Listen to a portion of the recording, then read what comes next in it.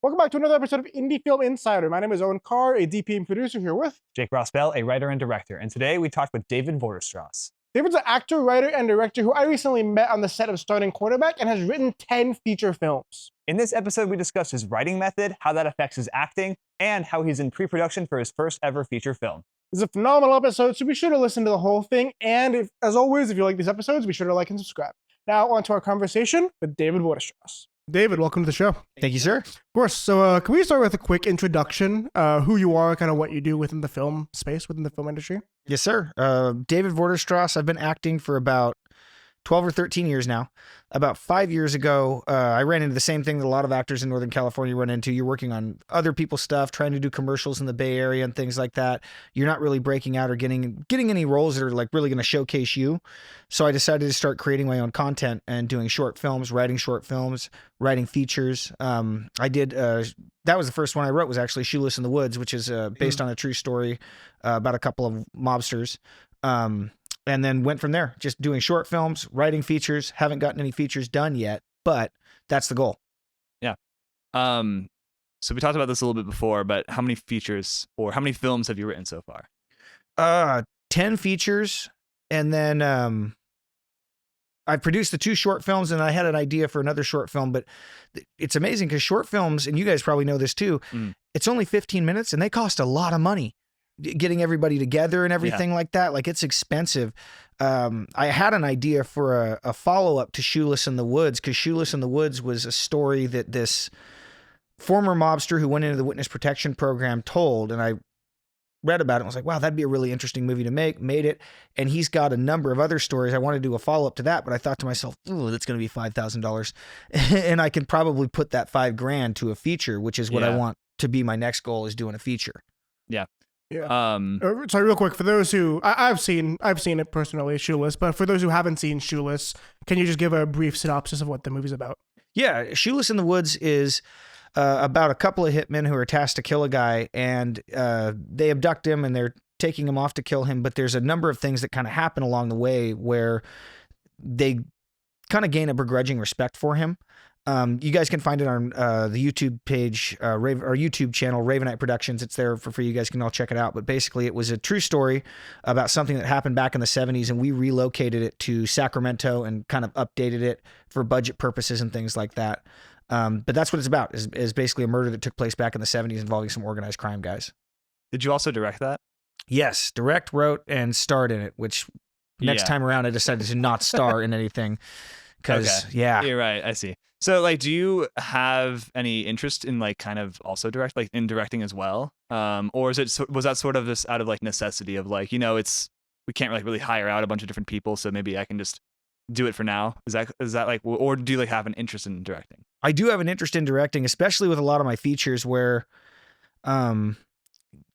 especially when you write something, you've got that vision for it. Yeah. And we've all heard about this a million times in Hollywood, where you write something and you hand it off to somebody, and what comes out, it becomes their vision. That director's, it becomes their vision. They're going to make changes to it and things like that. And especially with a couple of my features, I have an idea already of some really iconic scenes and things that I want to do. And I want to make sure that stays straight, or stays the way that I want it.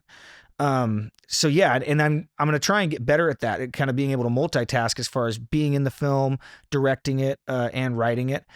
I know that, and that is hectic. That's crazy to have to do, but I feel if I keep that repetition up and keep doing that, I'll be okay. Mm-hmm. I also have a question about just, like, kind of, I guess this is jumping into this is like my second question I had, but, how do you find the, like, actor and writer combo? Cause I was thinking about this the other day, and I think they're kind of similar in many ways. When you're writing, it's kind of good to get into the headspace of the character you're, like, creating. Kind of like acting in a way. Like whenever, I mean, this is like what I do when I am creating a character. I kind of, like, put myself into like what they would be thinking. And I kind of, like, sort of not like act, but I will put on music to make me feel like the feelings that character should be feeling. To give me, like, a better, more realistic way of, I guess, portraying their dialogue. So do you find that also being an actor has helped you a lot with your writing? Yes, definitely. And when I went to an acting school out here in Northern California, and one of the things they showed us was the scene direction. Where as you're reading through the script, you'll have that scene direction and things like that. And you'll pick up little things here and there about the character, you know, characteristics they have, mannerisms that they have, and things like that, and then building off of it. And learning to read the script that way, you know, picking up on that scene direction, picking up on those character traits and things like that has definitely helped me with writing and being way more descriptive. I've had some people tell me that a lot of the times when I'm writing a script, it'll come off like a novelization. Which I've tried to cut down on because it's, you know, you'll end up putting way too much information in there and you want to give the actor the freedom to kind of create that character. Yeah. But yeah, you know, you want to have those little Easter eggs in there of like, this is who this character is. This is how this scene is set up, like all that good stuff. Yeah. No, I have the same problem too. I remember like the next script that we're probably gonna, or not, maybe not the next one, but within the next few scripts that we're gonna turn into shorts. I like the intro scene. It's like a beautiful, like stormy day, blah, blah, blah. And it's like 3 paragraphs describing the day. And then it jumps into the action. And then I like got some feedback. And so now it's just like 3 words and then the action. So like it cut down a lot. So I kind of do the same thing where I like want to like put in a lot of detail of the world, of the characters, of like what they're like, very specific things they're doing. Like if they like kind of, you know, brush their hair or like do something with that. Like I kind of like have trouble not putting that in there. But I do agree. Like you can't really do that because it's going to add to the page number, and that's not good. Because if you have like a 15-page script that is, or a script that's actually 15 pages, but it's more like 30, it like is very hard to get that made. Yeah. Well, and it's over-explaining. It can overcomplicate it for the actor too. Yeah. To where they start going off into left field and kind of picking something up that wasn't exactly what you were putting down. Yeah. And it's, that can work against you too. I've even had it with when I was doing this for a little bit where I found a script editor in Los Angeles that was helping me out with the features as far as kind of tailoring it for me and telling what we do need, what we don't need, what to get rid of. And I'm sure you guys have heard this too. Show, don't tell. When I first started writing, I was telling a lot as opposed to showing the audience what was going on. And that's ridiculously important as far as writing a script is always show, don't tell. Yeah. One of the most important things that I learned, because I haven't done a ton of writing. I've written like a script that turned out to be shit, but good confidence. Good confidence. I like that. It's our film that coincidentally the only film that I've wrote is like our least favorite film that we've done. Anyways, one of the things there's a lot of things going for it though that make it not so great. But not necessarily the writing, but anyways, one of the things that I did like learn when like researching how to write like a script properly, I guess, is like a script is meant to be a more or less rough outline that the directors and the writers interpret, and it's also meant to be digestible after the crew's been working for 11 and a half hours and running off of fruit snacks and black coffee. Oh yeah. So you don't want to have all this like 3 like paragraph nonsense in order to get to like 2 lines of action. You need it to be like digestible and you need it to be really, really clear. Oh yeah. Yeah. Just get straight to the point and cut off all the fat to where this is exactly what we need. Here's your framework and go from there. Yeah. So tell us about Starting Quarterback. What's your role in that?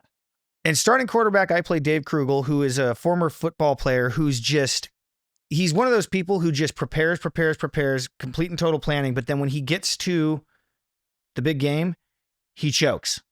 He just gets way too up in his head. He's got all of the, I don't know if you've ever met somebody like that before. I was never really one of those people. I was mainly procrastinate until the big day and then we'll see what happens. But yeah, it's, Krugel's one of these guys who just, he plans to prepare for this big event, and then he doesn't quite measure up when the big moment happens. And Starting Quarterback was a collaboration. I met Parker Viale at a film festival. I had put Shoeless in the Woods in, and he had done a film called Hidden Above 2. Hidden Above. Probably. Yeah, the original Hidden Above. Because you were in the second one, right? I was going to say I was Officer Man Bun in the second one. That was pretty cool, yeah. Anyone who hasn't checked that out, check me out. I'm the only homicide detective in history who's got a man bun. And there was a cop on set for the filming of that who gave me endless amounts of crap for that. He was like, really, dude? You showed up to a murder scene with your hair in a man bun? But he did Hidden Above. I had done Shoeless in the Woods, and we kind of connected at that film festival. I worked with him on Hidden Above 2, and after that, we decided to collaborate on a script together and film kind of an action comedy. I was thinking Lethal Weapon type, that type of thing. And Starting Quarterback is what came out, and we've actually got one more day of filming, the 9th, this week, and we'll be all wrapped. So hopefully that'll be out in a few months. Oh, okay. I thought it was wrapped already. Yeah, me I was- too. We added a scene. Oh, Yeah, Oh, as, is as it we do. the final scene of the movie in the parking lot? There you go. Oh, yeah, yeah. I'm not There's going a- to spoil anything for anyone. spoilers. Yeah, there you go. It's an It's- after credit scene we decided to do. It's like a quick like pickup thing. Couple Yes. people on set. Yeah. Oh, okay. Like post-credit scene. Yes. Okay, okay. And then we also, and I'm sure that's happened with you guys before. You edit the film and you go, oh man, we missed this or we missed that, Absolutely. Oh, yeah. and have to do a couple reshoots. So Yeah, we actually that happened for this film. We kind of like cut something on the day like we on like our would it be our 4th day? Like Yes. the nature trail. Yeah. Yeah, we cut this like scene. We cut like an extension of or we cut like I think one shot from a scene. We're like, yeah, we don't really need that just to save time. And then we're like, oh, we need that. So the next day on the 5th day or 6th day, the 6th day. So on the 6th day, we reshot that thing and got it. So Yeah, you because it was know, in the same nice. general location. So Yeah. it made it so we didn't have to go out and make a whole new day out of it. So we're like, yeah, just let's do it. Let's just Yeah, we get just the we just redone. tacked it on to like the last day because Nice. we were able to. But no, yeah, that's often how it goes. Where you're like, yeah, like it'll be fine the way we film it, and then you're like, oh shit, I need like an extra, I need like Yep. one more thing. Yeah, yeah. Yeah. You guys had great locations. I was only on there for one day, but Mhm. that location you guys had, that restaurant and Yeah. everything, that was an awesome location. Yeah, that spot's awesome. Yeah. yeah. Was it so like, I guess going back to starting quarterback, you talked about like kind of handing a film off, like how writers might have this fear of handing it off, and then their story just gets like butchered and completely turned into something else. Did you have that fear with Parker at all, or did you know that he would do your script justice? Yeah, I had seen enough of Parker's stuff to where I had faith in Parker. There's always times when you're filming where, as the writer, you're kind of like, ooh, you get a little nervous. Right. But having seen the scenes play back and everything like that, I had a lot of faith in Parker, and rightfully so. He's an amazing cinematographer. He's not really too into directing. That's his big thing is cinematography. Yeah. And he's very good at that, amazing at that. So I knew he'd shoot this thing properly. And he'd never done comedy before, but I'd directed comedy before, and I had told him, like, at times just let the comedians kind of do their thing, right? Like, don't let them get so far off track that the improv's detracting from the film, but let them kind of breathe a little bit. Kai Davis, who is in this, he was also in Shoeless in the Woods and The Stroller. I've worked with him a number of times, and he's great as far as, improving things and coming up with things comedically. He did a great job. So I wasn't worried about Parker at all. He knows how to do his thing. Yeah, it's kind of interesting because obviously I had seen you act in Hidden Above too, but I didn't know you like personally until we started working on starting quarterback. And so when Parker like reached out to me to ask me to help in the lighting department, I was like, okay, yeah, sure, this is Parker's next film. And then it's like, okay, yeah, so David wrote it, maybe he's helping Parker produce it, but like as I watched Shoeless and the Stroller film on Ravenite, and I'm like, okay, wait, this is David, and then this is Kaio as well, and Cheryl as well. Yeah. Because I think she's in one of the other ones as well. Yeah, Cheryl was the bartender in The Stroller. Yeah. Yeah, I'm like, well, this is like as much Ravenite as it is Parker film. It's like it is a true collaboration, and for some reason I thought it was mostly just Parker. Yeah. But it is the way I kind of interpreted it was like you had all the like camera, like the actors and like all the in front of the camera stuff, and Parker was up with all the behind the camera stuff. Yeah, he was More or less. he was way more knowledgeable about cinematography, and he knows a lot of sound guys and things like that. And that's what's interesting too, is like, if you ever watch Adam Sandler's movies, you'll notice from all the way back to like Billy Madison up to now, a lot of the people he has in there are the same people and friends that he's met along the way. And I'm a lot like that in that I met Kai at Studio 24. Stephen Davey, who was in both Yeah. The Stroller and Shoeless, he Yeah. and I have been really good friends since 7th grade. Cheryl, we met, she just, I needed 3 actresses. And at the recommendation of another actress, Cheryl was the bartender. Jordan Leology played, I'm forgetting her character's name now, but she was the pregnant one in The Stroller. And then Crystal Fisher came in and was a party goer too. And all 3 of them were just amazing. Like I basically got a hold of them like 2 days beforehand. They were able to show up, knew their lines, knocked the part out of the park. And I'm a big believer in if you have actors like that are really good at what they do, that show up on time, that are super professional, keep them around, keep giving them work because it'll pay off in the end. And if they're fun to work with too, like that's something I also realized is like, if I have an actor who's like maybe technically a better actor, but he's like, maybe just like kind of not that, like he's just like a little bit like introverted, not really like kind of talking, not really like hanging out that much. And if there's another actor who's like, much more extroverted, much more outgoing, but he's like maybe like 10% of a worst actor. I think most of the time I'd probably go for like the worst actor just because they're more fun to be with. Maybe Yeah. not every time. Maybe there's some roles where like you can't really do that, but I don't know. I think that goes a long way, just being fun to work with and being like kind of because it makes everyone excited too. I was super excited like working on this film because like every person we had as for the casting crew was just like super fun to work with. So whenever I'm like when I show up to the cafe that we filmed at, I'm like, oh, like look at everyone setting up lights and everyone's like kind of hanging out and talking. I don't know. It was just like kind of inspiring to see that, you know? Yeah. And I think because I was only on starting quarterback for like a day, but like I kind of felt the same thing. It's just like everyone seemed like they were like actually having fun working on the film. You were there the day I thought I was going to die. And I remember like, so the first scene that we filmed, Parker had this idea where he's like, they've got this fire escape up top that's at the third story of the building. And I'd seen pictures of it and I was like, oh, okay, that seems fine, Yeah. right? You know, we'll get this sweeping shot of Alameda and then we'll have a shot of me and Kai going down the fire escape. And we start walking up to the fire escape. And as we get up there, it's like rusted out. There's holes in it. Like the Titanic at the bottom of the ocean had more stability than this fire escape. And I'm like, I was kind of freaking out. Kai was like, don't worry, I'll take the outside. And I remember as I was going up, Jake's last words to me were, don't worry, if you fall, we'll get it on camera. And I was like, great. This will be great.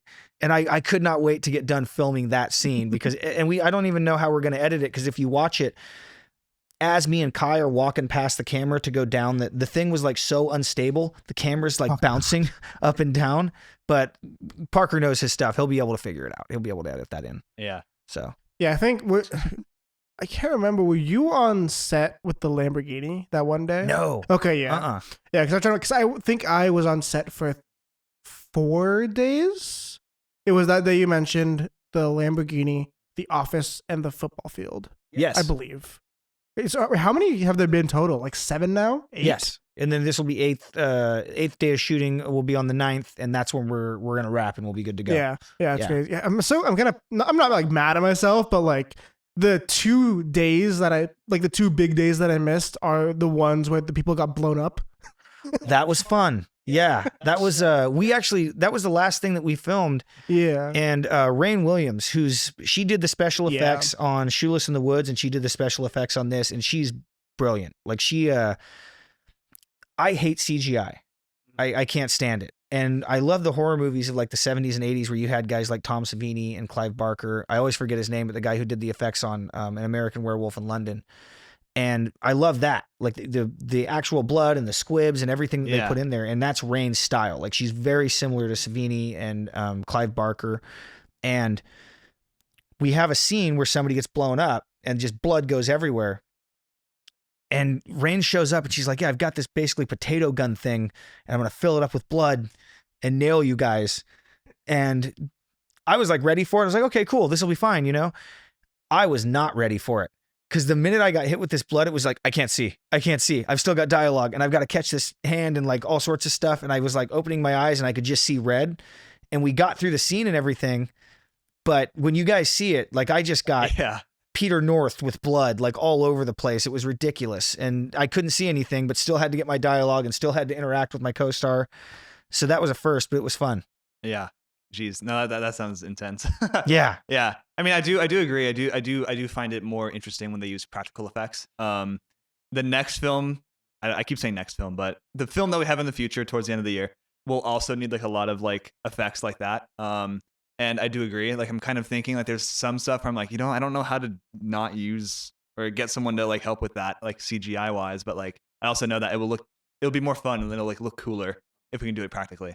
Oh yeah. So you know, that's something that I haven't really had to deal with too much because I tend to write more like grounded drama kind of things. But now we're kind of getting more into like sci-fi and like, is that sci-fi really? Not really.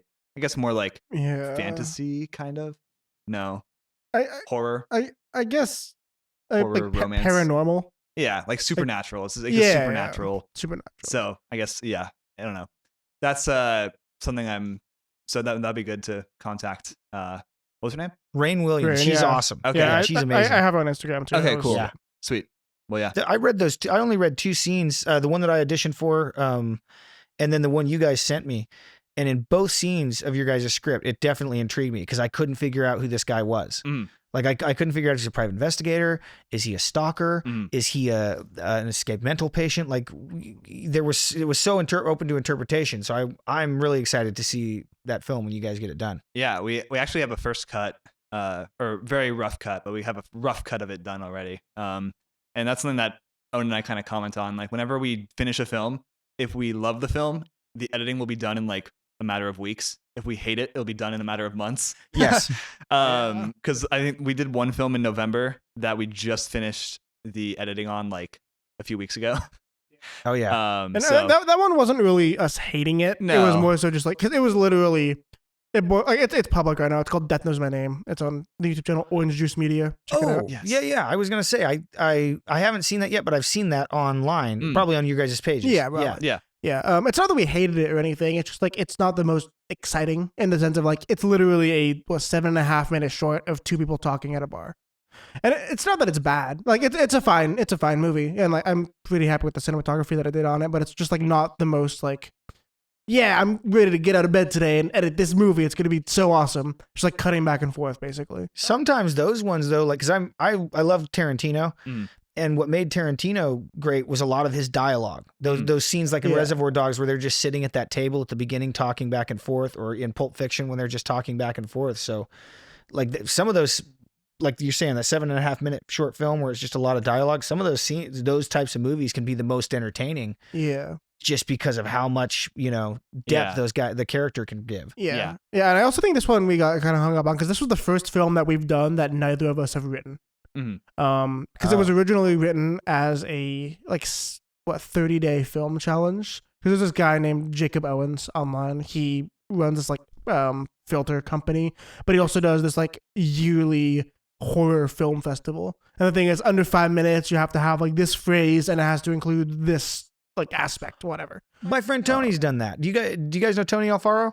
No, he's more in the Bay Area, but I did one of those with him, and he filmed it down here in Sacramento.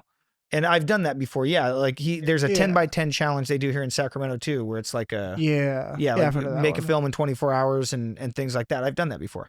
Yeah. But that one, we had a friend of ours who wants to get into write it and like concept and stuff, but we just couldn't end up getting it made before the deadline passed.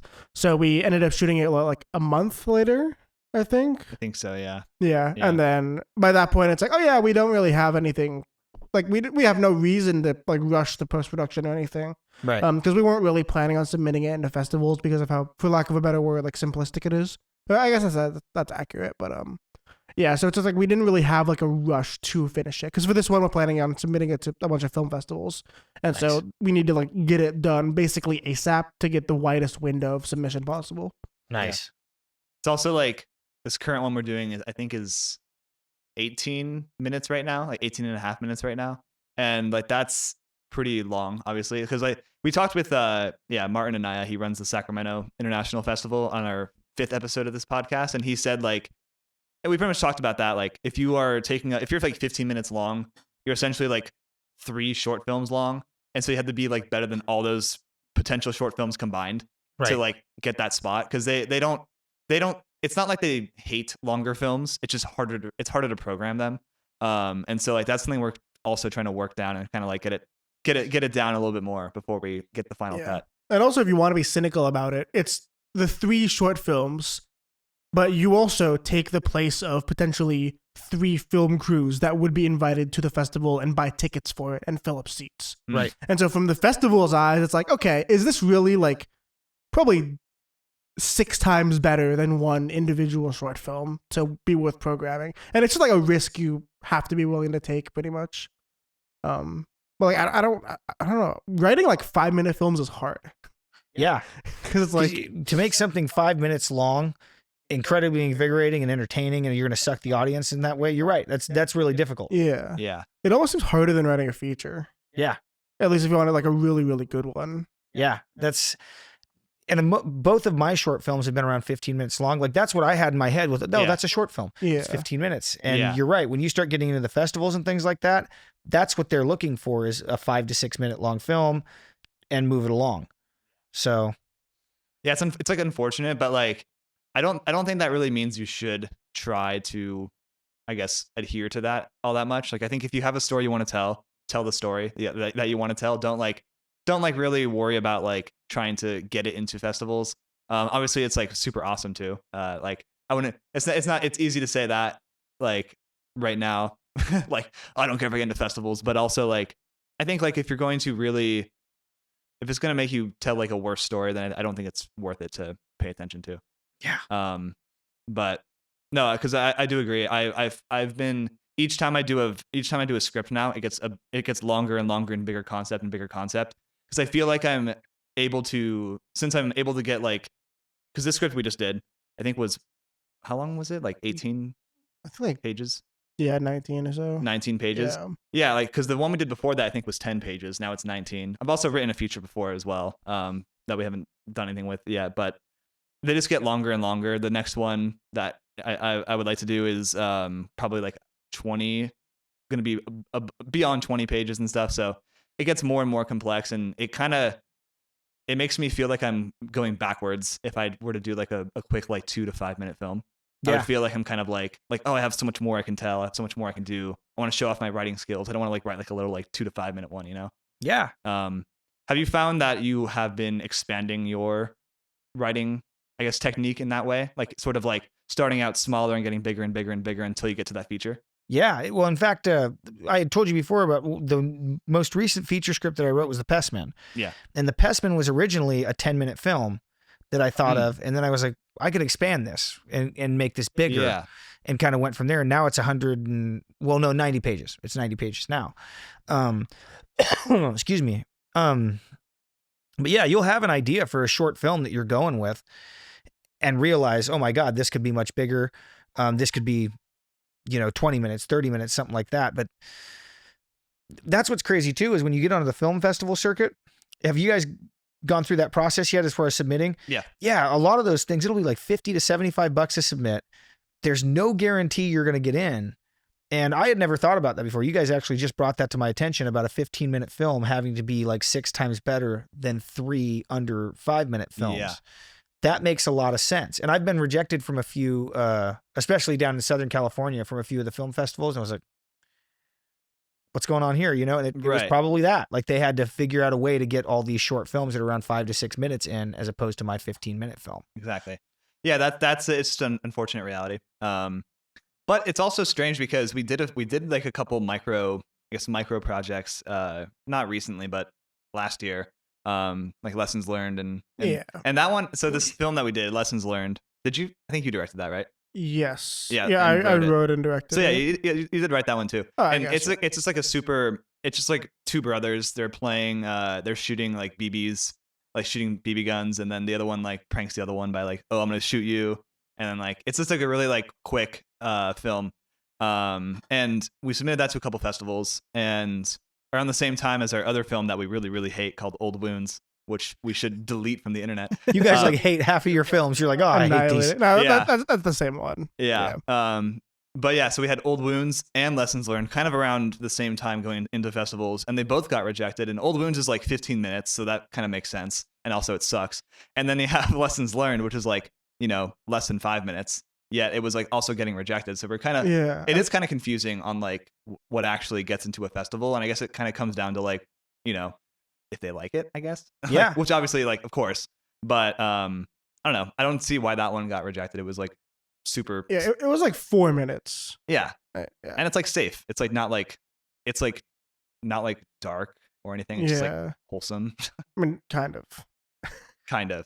And that's, it's, the industry in general is so subjective. Like you might have this amazing film that, 90% of the audience just loves. But if you're submitting it to anything from the local film festivals all the way up to like the Academy Awards or something, all it takes is a judging panel that just isn't into whatever you're putting out there to be like, we'll pass, Yeah. So I had to learn that the hard way, because I kind of, it was going to make me sound like a total narcissist, but it was like, I would write something or film something where I'm like, this is really good. Like, this is really great, and get rejected. and kind of not be bitter, but just be kind of like, you've had that feeling before, like, what the hell? Like, Yeah. what was the issue here? Yeah. And that's all it is it's all subjective. It's all it takes is one person who's not into whatever it is that you produced to go, I'm not interested in that. Yeah. Yeah, and it's super interesting because like the last one we did, I'll see before, I guess that was my name, called I'll See You Again. It got into the Sacramento International Film Festival. That was before we like knew Marty and before we like talked with him, and then we also submitted it to like 5-ish other ones, and one of them, I think Jake like inquired like, hey, did you like inquire to them? I think so. Yeah. Or did you get Yeah. But they did this thing where they had like 10 total judges, and they actually sent us what the 3 judges who had watched the film like said about it, like what their out of 10 score was and any notes they had. And one of the notes that we got back from one of them was like, what was it, like, good film, but is it for general audiences? Basically implying like, yeah, it's a solid film, but it probably wouldn't be worth showing to people who come to our specific festival. But Marty, he was like, dude, I love this film. This film is phenomenal. Yeah. And it's just like, yeah, it's just different audiences, I guess, and a very subjective view on the art form as well. I would love that, because I've done that before too. Hit up one of the festivals and say, hey, what was it that you guys weren't seeing here? And I haven't gotten any feedback back. To get feedback back, and especially something like that, hey, this is a great film, it's just it doesn't match up with the festival that we're trying to put out. Yeah, that would be awesome. Yeah. Because we actually did talk to Marty about that too when he was on. He said it's kind of comes down to like they would like to share feedback, but they often get people like, hey, like what was wrong with my film? And like, yeah, this and this, and then the person who makes the film comes back and is like, oh well, you just don't get my film, bro. Like you, like they get like insulted by it. Yeah. And so a lot of them just like they don't really want to like deal with that, so they don't really send you the feedback. But there's a lot of the time like where like I am genuinely just curious, like what can I do to improve my film next time? I'm not gonna like argue with you, I'm like I should, and maybe that's a way you could like preface that if you like are gonna try to reach out again. Just be like, hey, I'm not like looking to like argue. I'm just like a filmmaker. I'm dedicated to the craft. I'm not gonna take it personally. I would like to know what my film did that I guess was below what the other films getting into the festival were. Yeah. Yeah. Well, and that's like, oh, go ahead. Oh yeah. I was like, it also might be a thing where it's like, hey bro, what can I do to improve? And the film they submitted was like a 20-minute thing shot on an iPhone with in-camera audio, and it seemed like it was improv on the spot or something.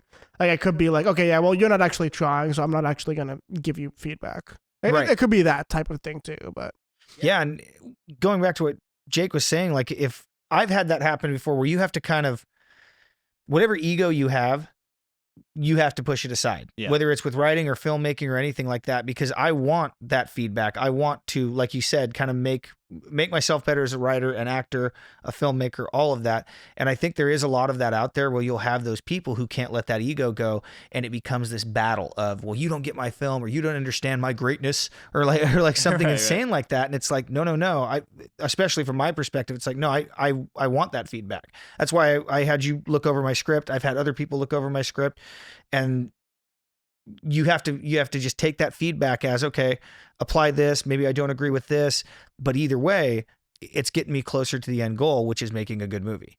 Yeah. Because with the film we just did, I study people for a living. I handed out the scripts to a handful of people to get feedback. And there was like, if there was like more than a couple, like if like 5 people were like, oh, I don't like this thing that you did with the script, then I'd be like, yeah, that's true. I should change that. But there were a lot of the times where like there would be just these little things that like I was like, yeah, maybe I could change that, but like I don't really know like a way I could improve that. So I kind of just like left it in, because at a certain point you kind of have to make that call. If you could change the script like forever, but it will never get made if you do that. Yes. So you kind of at a certain point be like, you know what? I know it has flaws, but that's kind of like that's the story I want to tell. And I kind of had to like go with it, Like, I'm not trying to say like I was ignoring people. I think if you have a problem in your script, you should at least be aware of it. But it doesn't necessarily mean that you have to like change it if you can't, because sometimes if you change it, actually you could make it worse. There could be a problem in your story, and then you change that problem, and then it just turns out worse. Because again, like there's some things where I'm like, yeah, I don't really know. I don't have the mental capacity to find out like where to go with that. Yeah. So you just kind of had to bite the bullet at some point. Well, and I like that idea, because when I first started out, I was on Blacklist. Have you guys ever seen Blacklist? Oh yeah. And what was weird about that was I would submit a script, and somebody takes it up out of a queue and reads it, and they give you their feedback. Mm. And you make those corrections based on, you know, whatever they're telling you and put it back into the queue, and some other person reads it, picks it up, and then they're giving you their feedback. And what ends up happening is those two people could be completely and totally universes apart as far as what they like and don't like in film. And once you start have too many cooks in the kitchen that are throwing way too many spices into the soup, it can screw up your movie. And I found an editor down in Los Angeles who was just one specific person that I would send my work to, and she would give me feedback. I would, you know, take some of the things she said, keep some of the things the same, send it back to her, and just kind of go until it was like, okay, I think I have this where I want. The problem with that is it's $150 every time she edits the script. Mm-hmm. And that's why it was awesome to have Jake read my script and everything like that, because you're a filmmaker. Yeah. You can kind of give me feedback and things like that and not charge me $150, Yeah. which was great. Yeah. So I think that was the thing that bothered me with Blacklist, is it was like, you don't know who's picking this up, and they can be all over the place as far as suggestions. And you're right. You can end up cutting a limb off of a film that can drastically change it. Yeah. I was going to ask you actually, how do you find, or like, what do you think about Blacklists, I guess? Cause like, it is like $70 for an evaluation, I think. Mm-hmm. Cause I was actually on there last night, just like kind of like looking at like what the process was like, but like when did you use it? Was this like recently? No, I stopped using them about 2 or 3 years ago, and it was helpful at the start because, like I said, I had like 300 pages and thought, this is a script. And I didn't know that, you know, one page pretty much equals 1 minute. And you want to be at the very most, like, I think I have a script that's at like 126 pages, and that's the most, which would be like 2 hours and some change. But that was the problem I ran into, was you're paying $70 to these people. A random person picks it up, gives you feedback. You make those changes, and then you submit it again because you want to consistently keep whittling this thing down until you've got it on point the way you want it.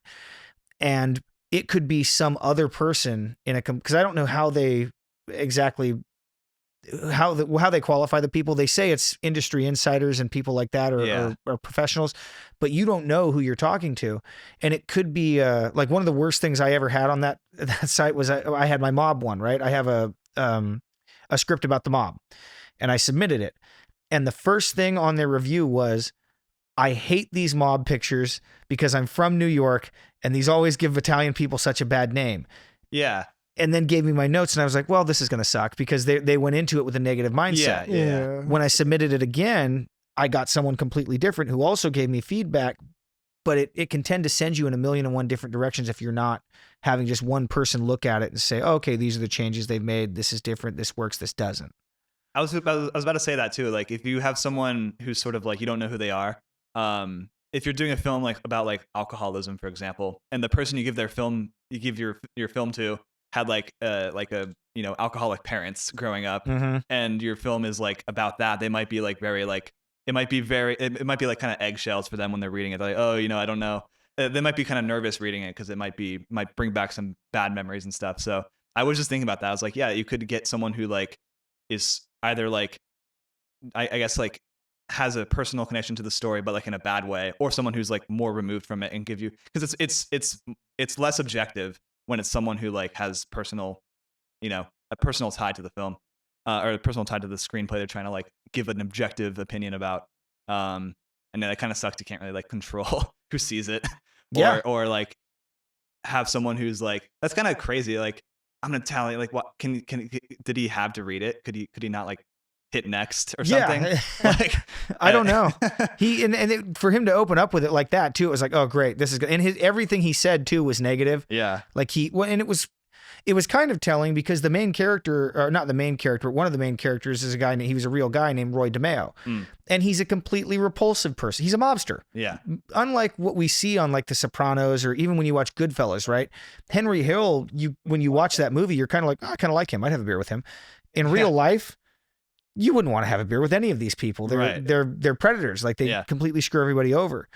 And I remember he put there, I hate Roy. I can't stand this character. You've got to do something to make this character likable. You've got to do something to make people like this character. And it's like, he's a murderer. Like, I don't want the audience to be watching this and think, wow, Roy seems like a nice guy. Right. You know, Roy just chopped somebody's head off. He's terrible. Like, you know, so it did, because I always try and do that, is try and take as many positives from a negative situation as you can.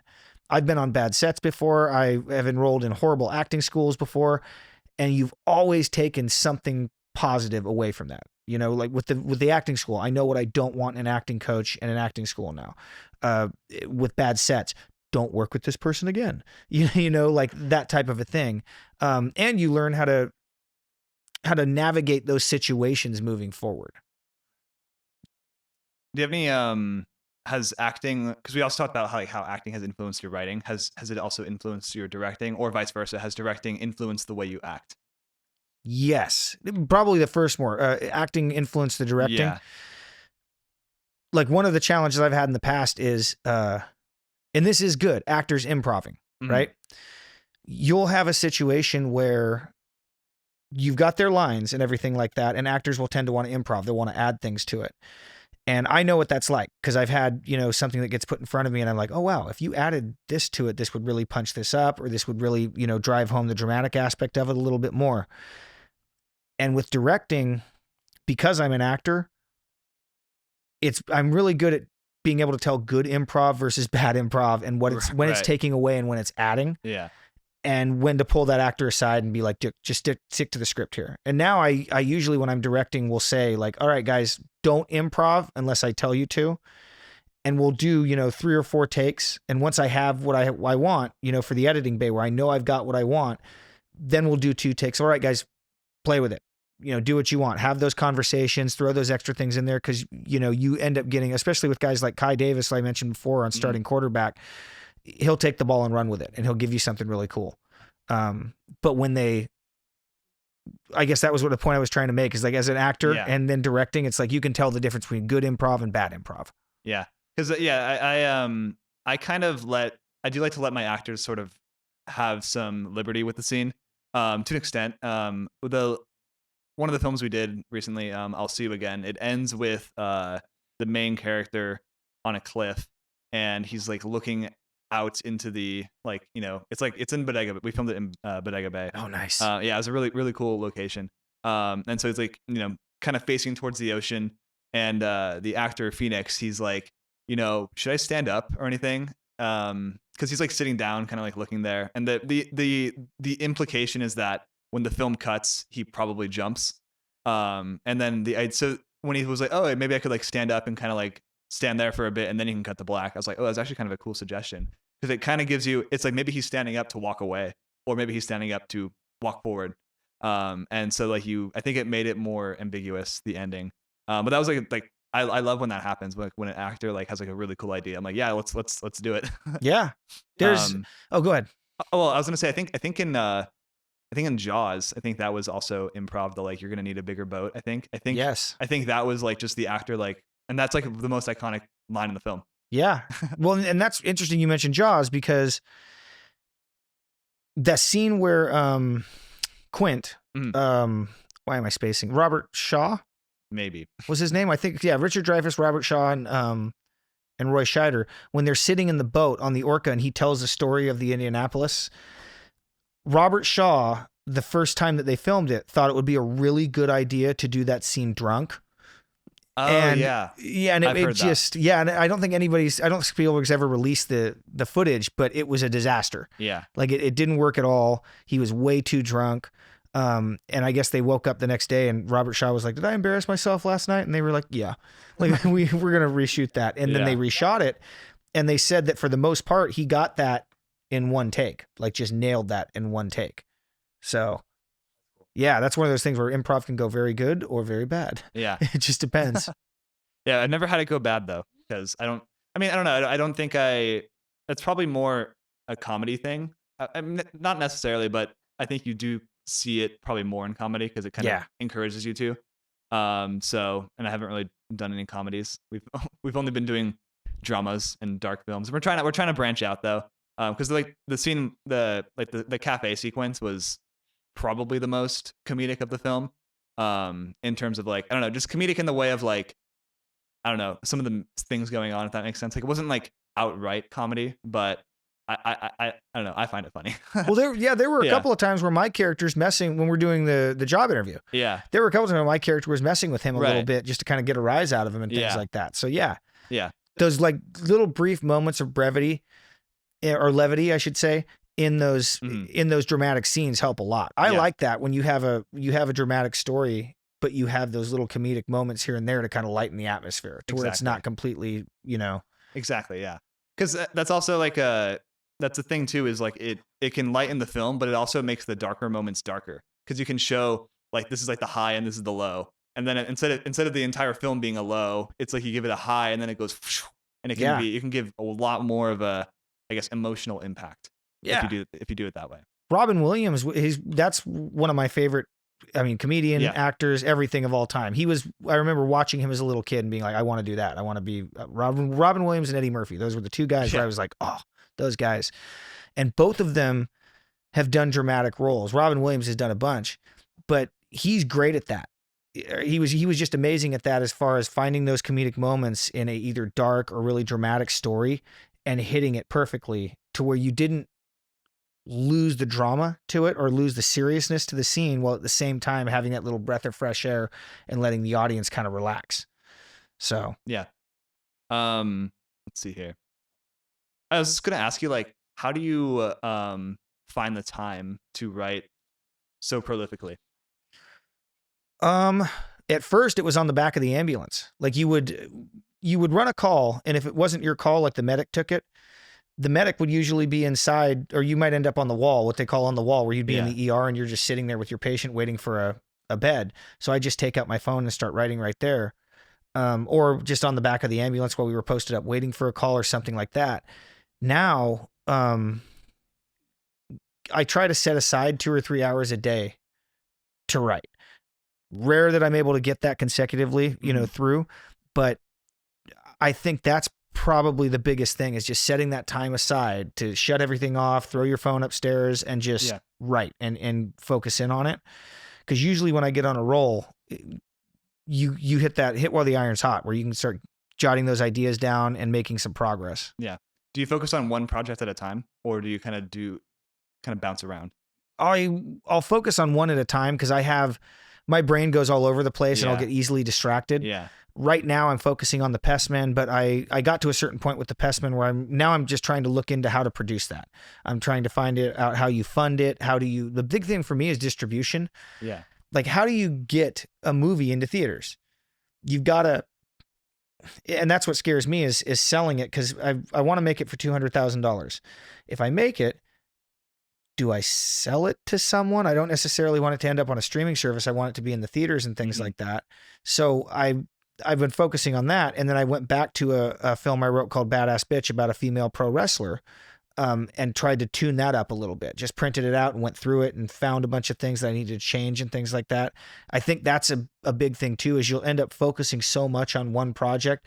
You have to take a step back, give it about 2 or 3 months, and then walk back into it with fresh eyes. Because if you've just been on it for way too long, you're going to start missing stuff and it'll become saturated. That's true. Because the feature I wrote it like, how long has it been? Like I think at least 2 years by now. Probably 2 years. Yeah. I wrote it like 2 years ago. And yeah, if I look at it now, I'm like, this is the worst thing I've ever written in my entire life. So like, no, it's good though, because if we went with it as soon as I finished it, like we just took that draft and then we're like, okay, we're gonna make this now, and we somehow can spawn in the money to make it. It would be a bad film. So it's kind of good that like it's been so long, because now when I go back to it with all the experience I have now, I can kind of go through and make it better, Yeah. And that's because I've also been writing other shorts. I've been writing I have like a couple of different feature concepts as well. I haven't really started writing any new features or anything, but just kind of letting a project sit for a while, knowing that I'm not ready to make it, and then coming back to it later. That's been super useful. Yeah. Well, and as you progress as a writer too, like you'll think of things like with an evening at the Gemini Lounge. It was very, what do I want to say? Like it was outside of the murder aspect and things like that. There wasn't really anything we hadn't seen before in a mob movie. And as I progressed as a writer, I was able to think of different B plots and side plots here that made it more unique, and slap that in there and put that in there and find the places where that fit, to make the movie unique, to where it wasn't just Goodfellas again or Godfather again or something like that. Because especially with mob movies and Westerns, how much more can we see? You know what I mean? We've already seen the story. So I think as you progress with a writer or as a writer, you'll find those skill sets and things like that to make your features and your short films better over time. Yeah. Did you also like just kind of go into Pest Man for a second? Did you want to play Pest Man? No, well, I want to play the Pest Man. Yeah. Yeah, because if you remember the script, you don't see him. Yeah. But I also want to play Coin Bin, who is this like incredibly annoying douchebag who is like constantly giving the main character crap. And all of the people in that are all based on real people I knew at the ambulance company I worked at. And so I have a lot to draw from with the Coin Bin character where I'm like, okay, yeah, I know how to play this dude. Yeah. What's his name? Dick Coin Bin. Yeah. Yeah. That was when I first read that, I was like, how do you think of that name? Like, It's not too far off from the real person's name, but I wanted to change it enough to where it was like, okay, he can't sue me. Right. Right. Yeah, because that was quite a unique name. I must say when I was reading it, I was like that kind of shocked me. I was like, geez, it's very very very well constructed. So you do want to play the Pest Man because that's what I was imagining when I was reading it. Because I like I work at a pest control company now as a day job. And the whole concept for that came from I'll like go into somebody's house. And I remember I came into this guy's house one time and he's like, hey, I'm seeing roaches upstairs. Can you go up there and put some trap down? Don't worry. My wife's asleep up there. Just kind of walk around her. And I was like, I could be Ted Bundy or something weird like that. And and he just left. He went to the gym. And it was like, he just left me there with his sleeping wife upstairs. When I was an EMT, people weren't that trusting of you. Yeah. And it was kind of interesting to me that there was that trust there. Oh, he's the pest guy, so he won't do anything weird. And what if somebody took advantage of that trust? What if you gave somebody access to your home and they completely violated it in the worst way? And that's where I got the idea of a serial killer operating in Sacramento and using his job as a pest control technician to, number one, find his victims and mask the fact that he was doing it. Right. And I also like the concept of, because when you see us all suited up, we've got this like wide brimmed hard hat on and these big goggles, and there's this big mask around your face, and we've got the chemical gloves on. So number one, it looks creepy. And number two, you wouldn't know who that is. You wouldn't even know what their ethnicity is. Yeah. It's just this nameless, faceless person who just kind of shows up. And that's where the concept came from. I'm really enthusiastic about making that movie because I want to keep the cost down. It won't be that long. I'd like to release it in October because scary movies always do well in October. But that's my big thing is I don't know how to distribute a movie. I don't know. I mean, with funding, I've had some help. There was a Tremaine Hayhoe who's around here. He helped me out a little bit as far as trying to find funding and how to find funding and things like that. He made a movie recently called Simp that he got some great shots of out in Sacramento, the Golden Bridge, and really good spots in Sacramento. And I want to do that with the Pestman too. Like have it. Are you guys from Davis originally? Yeah. Okay. Yeah. So you know what I mean? Like there's people think of California and they think Los Angeles and San Francisco. And there's some really good cities around Northern California specifically where you could get some great shots and like really build that, because as much as building character development, you want to have the environment built up too. And I'd like to do that with the Pestman. Yeah, I think Sacramento is slowly kind of coming into the spotlight. Yeah. It's been really cool to see. Like you'll see it referenced too in like random movies now. Like they'll kind of be like, oh, like blah Sacramento. I'm like, oh, that's kind of cool. They're like, it's like they're calling us out in a like a shout out, So yeah, it is actually kind of cool to see. And I do think that maybe in the next even sooner than we might think, it might get more and more work here. It's cheaper than LA. I'm from San Jose originally and moved up to Sacramento. And Sacramento it's got its own little community. The stand-up comedy community is amazing. The film community is amazing. Everybody's like very homegrown. Cheryl Sharma, who was on Starting Quarterback, she was just recently on, I can't remember what the name of the movie is, but the one that DiCaprio filmed up here. Yeah. Oh yeah. She was Paul Thomas Anderson one? Yes. Yeah. She was on that. And then I know that there was actually a movie called Sacramento that came out with the guy from Superbad. There you go. Michael Cera. Yeah. I don't even know what that's about. I'm assuming it has something to do with Sacramento. Yeah. Honestly, from what I gathered, it actually doesn't have a lot to do with Sacramento. The whole point is like they're road tripping from like the East Coast to Sacramento. Oh. And that's all that it is. That's just like a destination movie. Yeah. Gotcha. Oh, okay. They made it seem like Yeah. It's Sacramento. And it's like, Yeah. okay. So that's like, I could just make a movie called Albuquerque and it's just about going Yeah. to Albuquerque. Yeah. The very last All right. scene takes place in Albuquerque and nowhere, and Cool. the rest of it's not. Yeah. The rest of it's in Nevada. Yeah. Yeah. No, I still think that's like a win in any case, like getting a film with the title Sacramento. That's kind of cool. Yeah. My next question, I had something about Pest Man. What was I going to say? Oh yeah. What's your next step? What's your next step with that? Funding. Mhm. Cause I think the exterior shots, I want to get a shot of the Golden Bridge. I want to get a shot of in downtown Sacramento, all of those freeways kind of converge, an aerial shot of that.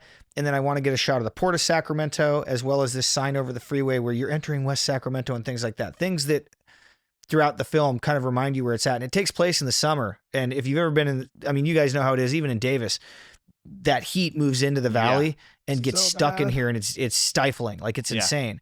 So I want to kind of ratchet up the tension in the Pestman with that, where you've got this murderer on the loose. The cops are trying to catch him. Everybody's burning up in the heat and it's just ratcheting up the tension with that. So I want to find a line producer. So a line producer can take a look at the script and tell me exactly how much it's going to cost. I want to keep it below $200,000 if I can. As far as finding the money for the movie, that's my next step, is figuring out how you do that, finding investors and things of that nature. Because what worries me is I was originally going to do Ambulance Driver, but a line producer looked at that and said, that's going to be $2 million. Well, if I have somebody invest $2 million, we're back to that old problem of it becomes their movie and they can make changes. Right. And I don't want that. I have a Yeah. vision for what Ambulance Driver should be. And I want to keep my vision, what comes out in the end. So I want to figure that out. How do I get financing? I want to remain the 51%, if not more, in control of that so that I can control the movie. I do want to direct it, as well as, star in it and produce it. And then I need to figure out distribution, how to get it into theaters. Cause I really want to get into the theaters. I know that the streaming services kind of killed the theaters, Yeah. but I still think that that's the best place to see a movie, is in the theaters.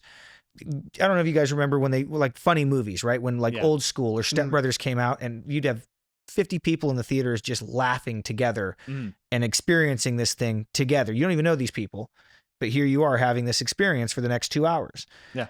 That's what I'd like to get back to, back in the 70s when they came out with Halloween, or when, The Godfather or something like that came out, to where, you go and see it in the movies.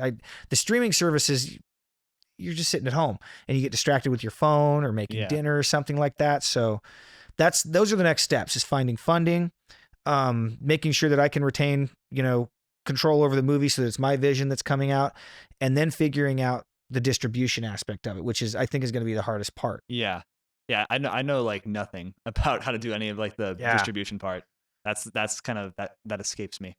Well, and that's the thing is writers and directors and actors and artists in general, I don't think our brains work that way. Mm-hmm. Like I'm terrible at business. Like if you told me to run a flower shop, we're going to go out of business in like 3 weeks. I don't know what I'm doing. Like Yeah. I'm terrible at math. Budgeting my checkbook is a nightmare. So it's one of those things where the business aspect of it comes into play. And I don't know if maybe I'm going to have to hire somebody that understands that stuff better or something like that. But that's the next step, is trying to figure that out, is trying to figure out how to get into the theaters, how to get it to people without it being a streaming service. I know that streaming services are kind of like the big thing now, but I'd much rather get it into theaters.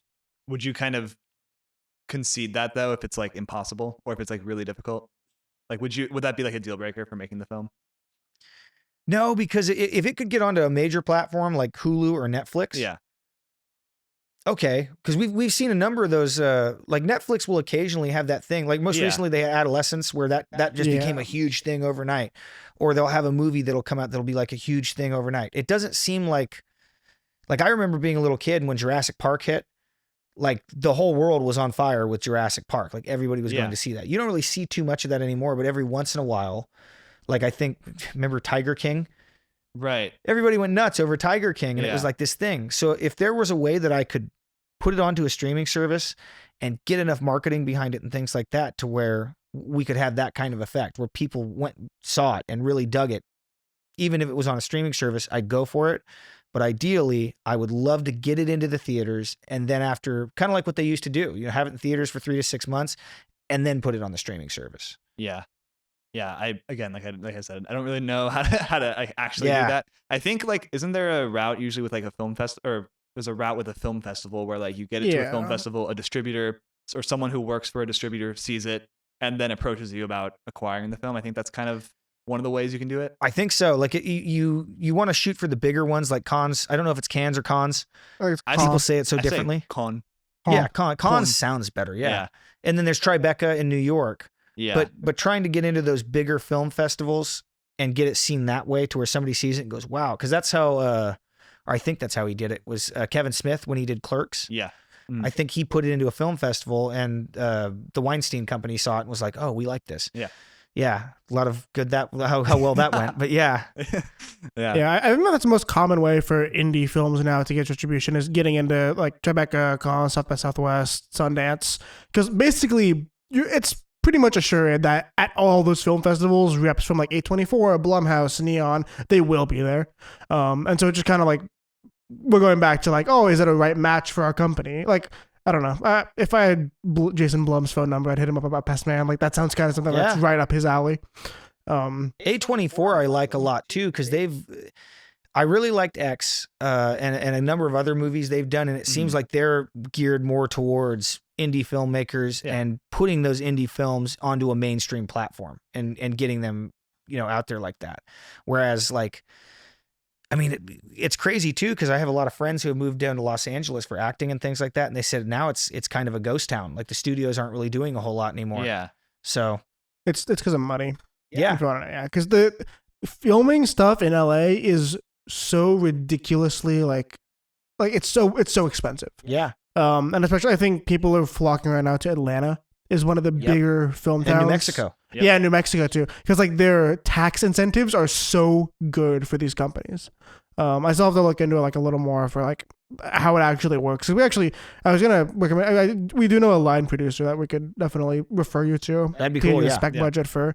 It was our third episode of the podcast. Yeah. And he was saying I don't know. Hopefully he's not too busy now because he actually is about to start directing a $2 million feature, which is kind of crazy. Oh yeah. I should have had him read ambulance driver. I know. It's right? only $2 million. Yeah, that's it. Yeah. I think he's actually going into production with that now. Yeah. which I is saw like that. Yeah. kind of crazy. But I don't know. I don't know if he'd have the time, but I'm sure if he did, he'd love to. Yeah, I'll hit him take a up look either at it. way because I thought about that too as far as getting those exterior shots of like the Golden Bridge, the Port of Sacramento, and all of those things, and then going to New Mexico and filming there. Or somewhere like that could double as Sacramento, but would be way cheaper because California in general, they don't give many tax breaks. Like it's pretty insane, like to try and film in California. Yeah. Well, if you went to New Mexico, you'd also the heat thing would not be an issue. You'd be able to just as hot. Exactly. Yeah. Everybody was sweating, which is what we want. Yeah. No, I went to Albuquerque, part of a road trip like a year or 2 years ago, and I was like, never again. It's so bad. It's not like it's not that much worse than here, but it's also at altitude. Like it's at like 6,000, 7,000. It's like I didn't even know that. I didn't know it was at altitude, which is like strange. I thought it was sea level for some reason. Is that where they filmed Breaking Bad? Yeah. It is where they filmed Breaking Bad? Yeah, Okay. they filmed it in and around. I actually went to some of the locations. I was only there for like a night or two, but I went to like Walter White's house and it was like an actual like they filmed it in like a real neighborhood, the exterior for Walter White's house, which is kind of cool. Nice. I went to like can't remember where else I went, but I went to a few different Did you go to spots. the Twisters? Oh yeah, I went where they did the Los Pollos Hermanos chicken store.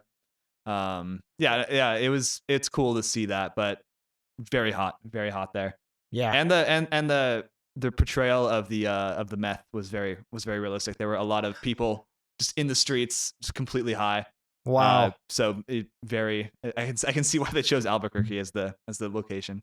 Good times. Yeah. Yeah. Yeah, I think also they had like an on-site DEA agent to get like 100% like accurate the way that they make meth like in the montages.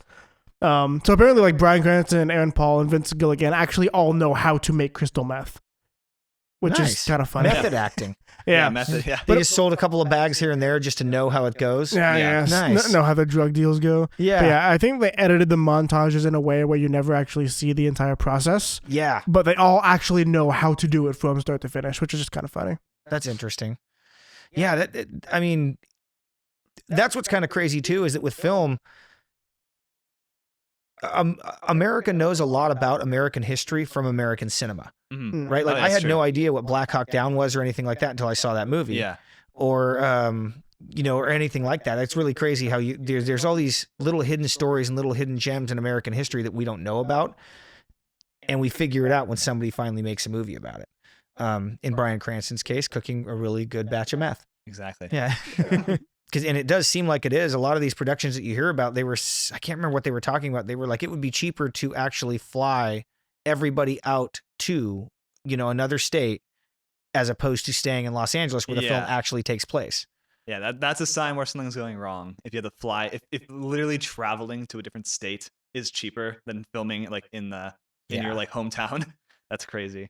And it's nuts too, because I was born in California. I've lived here my entire life. And anytime you go out of California, that's what people kind of know us for, is the entertainment industry. Yeah. Like Los Angeles, Hollywood, like all of that stuff. And it's amazing that now that's kind of going away. Yeah. Like it's kind of probably going to be like a relic or an amusement park now of where this is what used to go on here. Yeah. And I hope that they bring that back, because that was not only is it a huge source of revenue, but there's like so much history in that town, in Hollywood. Yeah. Yeah, I wonder what they'd have to do. Probably just make it way cheaper. Probably, yeah. I hate reading up on politics because I hate talking about politics. But yeah, I think that's exactly what it is. It just needs to be cheaper. It needs to be, because back in the 60s and 70s, they were making tons, and the 80s too, they were making tons of movies in Los Angeles. They were making tons of television shows in Los Angeles. The studios had lots set up specifically for this purpose. And now, like I said, I have tons of friends down there who are like, yeah, it's a ghost town. Like nobody's doing anything at the studios. And if you do book something, like my agent has sent me on a number of auditions for Hallmark movies. They film in Utah because it's cheaper there. But a lot of the Hallmark movies that they're filming will take place in like California or something like that. So I think that's exactly what it is. They just have to figure out a way to make it cheaper to do business in California again. Yeah. Anyways, David, on that note, if people want to check out your work, where can they do that? On YouTube, I have my YouTube channel, Ravenite Productions. That's where you can watch The Stroller. You can watch Shoeless in the Woods. Starting Quarterback should be coming up very soon. Parker Films and myself, Ravenite Productions, are going to be producing that, so that should be there. And then check me out on Instagram, David Vorderstrasse, and Facebook, David Vorderstrasse. I've got stand-up dates and all sorts of stuff with that too. So that's awesome. With that note, thank you so much for tuning into this episode of IndieFilm Insider. You can check me out on Instagram at OwenCarterDP. Jake, where can they find you? They can find me at Jake Ross Bell, or at Jake Ross Bell on Instagram. And as always, do all the YouTube bullshit, like, comment, subscribe, and check out this episode where we talked about talked about slating terms. Film slating. Yeah. Film slating, yeah. Check out the episode where we talk about film slating right here. And thank you so much for watching, and see you next time.